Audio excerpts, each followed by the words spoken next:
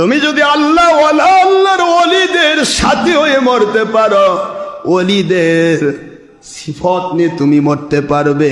ওলিদের সাথে দুনিয়াতে চিটা ধানের সাথে লেগে থাকলে যেমন একই বাজারে একই দোকানে একই দামে বিক্রি হয়ে যায়, কিয়ামতের দিন আমার ওলিরা জান্নাতে যাবে।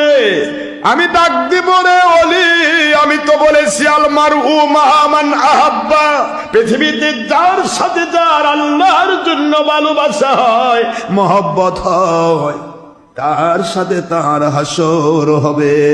আপনার সাথে যে মানুষগুলি আমি আল্লাহ পাওয়ার জন্য ঘুরত, ওরা জাহান্নামের কাতারে দাঁড়িয়ে আছে। আমাকে পাওয়ার জন্য ঘুরত, কিন্তু আমল ভালো করতে পারে নাই, গুনাহ করেছে, ওদের অনেক অন্যায় হয়ে গেছে। ও আমার ওলি, আমার নবীজির বুখারীর হাদিস দিয়ে আমি প্রমাণ দিয়েছি, যার সাথে যার আল্লাহর জন্য ভালোবাসা, তার সাথে তার হাসর হবে।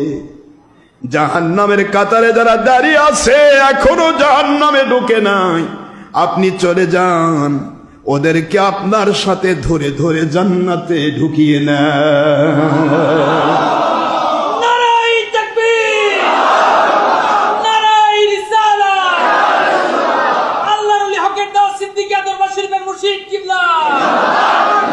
এই জন্য আল্লাহ পাক রব্বুল আলামিন ওসিলাকে টার্গেট করেছেন। আবতাগু ইলাইহিল ওসিলা, সূরাতুল মায়েদা 35 নম্বর আয়াতাংশ, 5 নম্বর সূরা 6 নম্বর পারা মদিনাতুন আইন। আল্লাহ বললেন, আমি আল্লাহকে তুমি পরিপূর্ণভাবে মেনে মরতে পারবে না, সম্ভব না। একটু বাহানা তালাশ করো, একটু ওসিলা তালাশ করো। কিয়ামতের দিন আমি এমনও বলতে পারি, কোনোদিন কি কোনো ওলির সাথে, কোনোদিন কি কোনো ওলির দরবারে বসার সুযোগ হয়েছিল? এমনও বলতে পারি, কোনোদিন কি কোনো ওলির সাথে একসাথে বসার সুযোগ হয়েছিল? এটুকুও যদি তুমি বলতে পারো, আমি আল্লাহ ইচ্ছা করলে ওইটাকে ওসিলা করে আমি তোমাকে মাফ করে দিতে পারি। রহমতে ইলাহি বাহানা মিজুয়াদ, আল্লাহর রহমত বাহানা তালাশ করে।